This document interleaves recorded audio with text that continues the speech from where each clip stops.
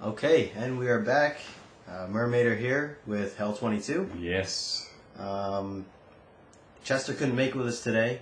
He's actually at the doctor's right now as we speak, I believe. Oh, that's right. He's multiple fingers in his rectum, right? Yeah, yep. For those of you who haven't seen our last week's podcast, make sure you check that out and you'll understand what we're talking about. Yeah. Poor Chester.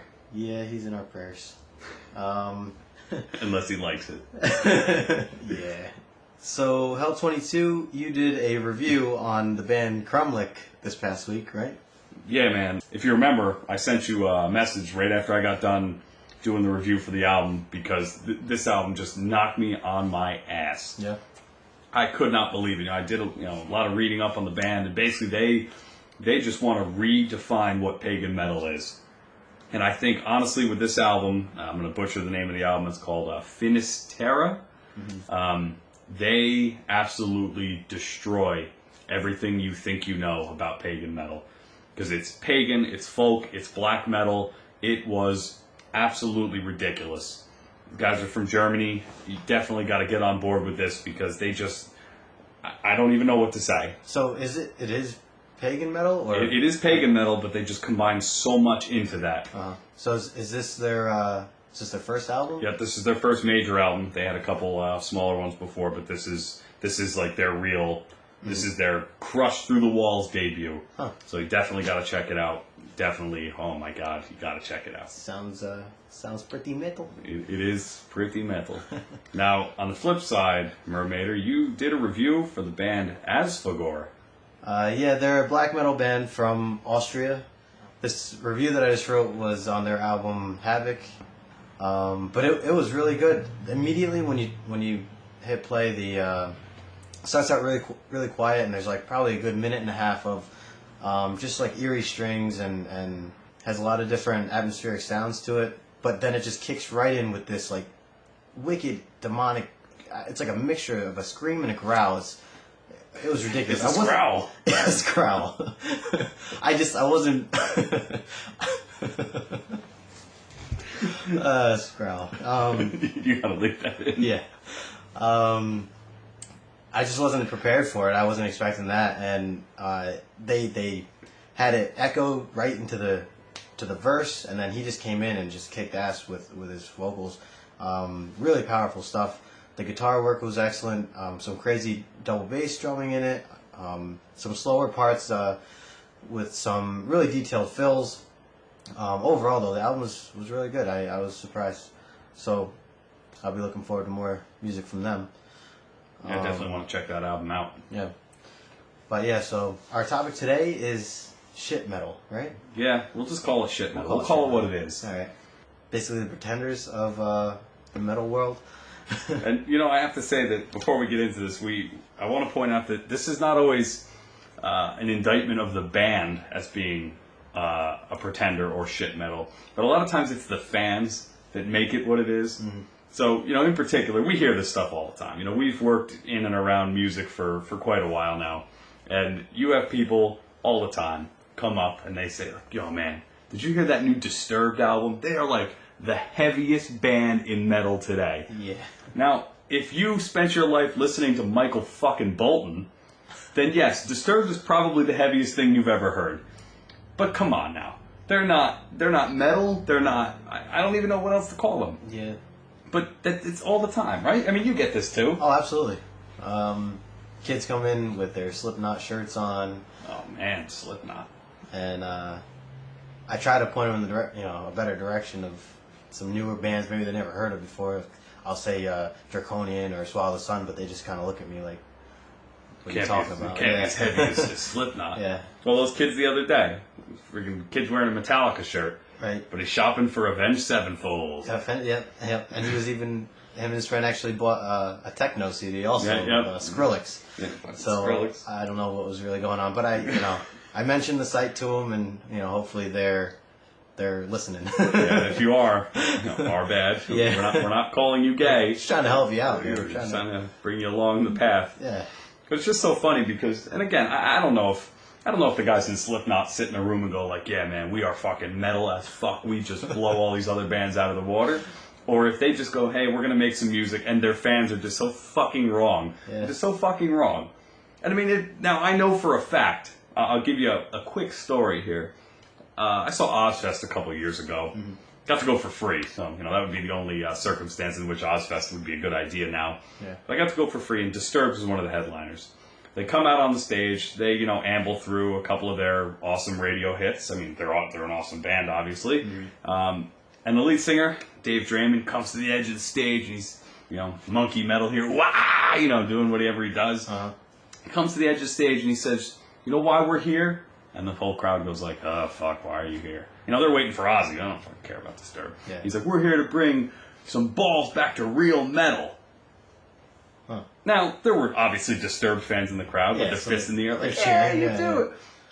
I want to be sick. You're not bringing anything back to real metal. I mean, let's face it. There's a major difference between metal and rock, and then you kind of throw in that middle ground of like new metal, which is a term I don't even think anyone uses anymore. It used to describe like Korn and stuff like that. But I mean, come on, Linkin Park, rap.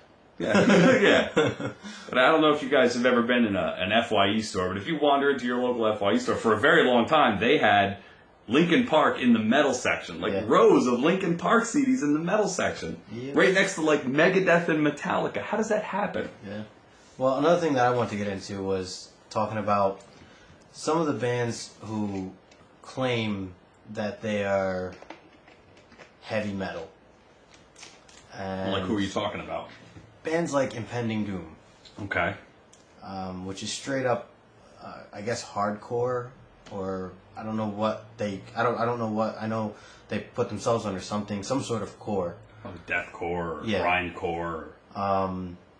But I seen them live a year ago, and there was just nothing but breakdowns. It wasn't even music. There was nothing to the songs. It literally was just chords being slammed at constantly for bass to just surround you. But I don't know. I just feel like there was no type of melody or structure to it. Really, usually you get more verses and choruses, and then maybe a bridge or a breakdown or a solo at the end of an average metal song.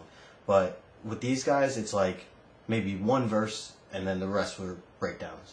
Yeah, I mean, there's nothing wrong with breakdowns as long as they're well placed in the structure of a song. They redo it. They overdo it like so drastically, and it's like my little brother got me into a band, and or he let me listen to a band, and it was just straight breakdowns the whole time. And like like you said, I mean, we all like breakdowns from time to time, but when it comes to it, like I feel like there's not really any talent to it.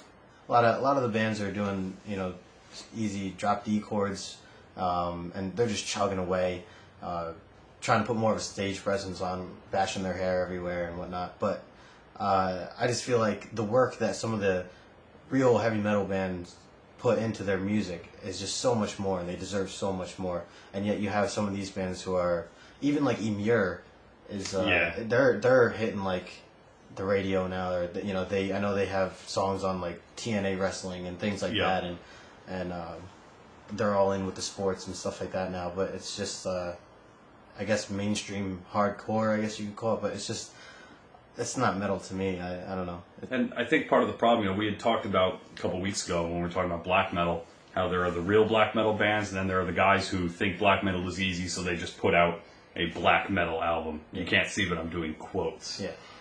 And I think it's the same thing. They give black metal bands a bad name, and I think that bands like Winds of Plague, we were talking about before, Impending Doom, I think that by lumping them into the metal category as a whole, I think they give people a bad impression of what metal is. Oh, absolutely. Because you gotta think that all the time. I think from the first episode we've been doing this, we always talk about how people think when you talk about metal, the first thing they think is that it's just screaming and nonsense. It's all about the devil. Yep. And I mean, we found more in doing this site and writing these reviews that, I mean, obviously we knew that wasn't the case in the first place because, hello, power metal. Yeah. But I just think that misconception is because of bands like that. All those core bands, the deathcore bands and the grindcore and all that stuff. Yeah. You can't tell one band from the other. Well, I feel like they're just trying to take over the definition of metal. Yeah. Like you go to a kid nowadays and you show them Iron Maiden and they like laugh at it and they say, "Oh, that's like rock and roll," or whatever. Meanwhile, it's like one of the founders of metal, and then they're all about their in-ear and whatever.